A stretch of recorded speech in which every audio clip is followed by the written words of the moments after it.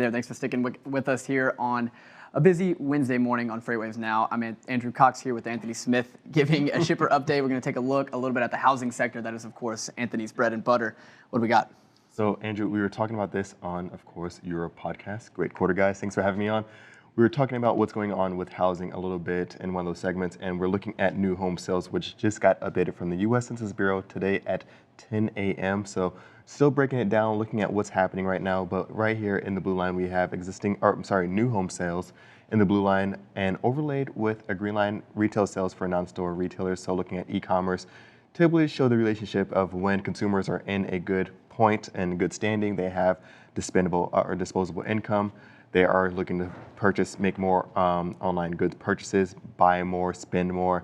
And also, when they're a little bit more confident, they're making these big ticket purchases. Now looking at new homes and existing homes, of course, when we're looking at looking at that segment yesterday with existing homes and what's going on there. So a lot of what's going on, we were talking about it, a lot of chasing happening right now. When we're looking at what's happening with those home prices, a lot of consumers, I would say, overpaying for some homes. You even had some anecdotal evidence of what's kind of happening in your home search locally right now. But looking across the board, this is something that we're seeing throughout the country. We also have a lot of important benchmarks coming up. We have the moratorium that's coming up soon to look at what's going to happen with a lot of potential home renters that have been in these tough positions throughout the pandemic.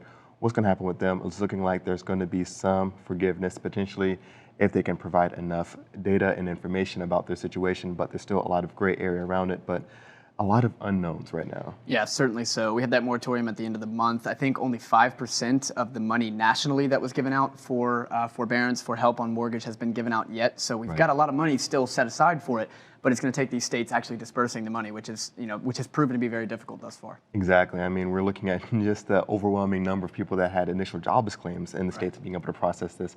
Being able to process these types of claims in this short amount of period is going to be a huge undertaking, and I wouldn't be surprised if there's another slight extension just to kind of make sure that these states can process it effectively. But we're looking at overall in the next chart, we're just going to look at new one-family homes sold, and so looking at that, there have been a little bit of trends happening throughout the country. So in the most recent report, we did see median prices rise for new home sales. No surprise there, especially what's going on with lumber. But we did see a little bit of a surprise with these regional variances. So again, down 5.9%, just around 6% on a month-to-month basis.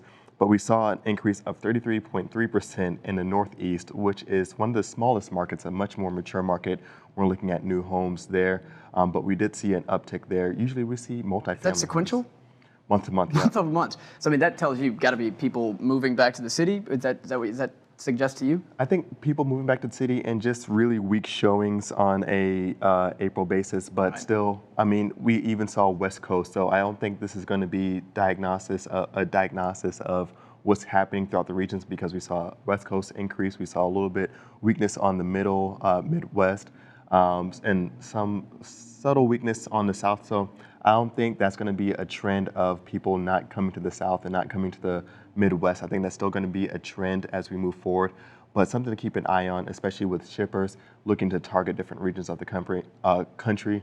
I think the South and Midwest are still going to be hot areas overall. I think we all got way too accustomed to consecutive growth months after the bottom there back to last March. Like we got used to 12 straight months. Like we're not going to get 12 straight months of growth. This is going to be a bumpy ride forward. We're going to see a lot of volatility sequentially between months. So Anthony, thanks a lot for this shipper update.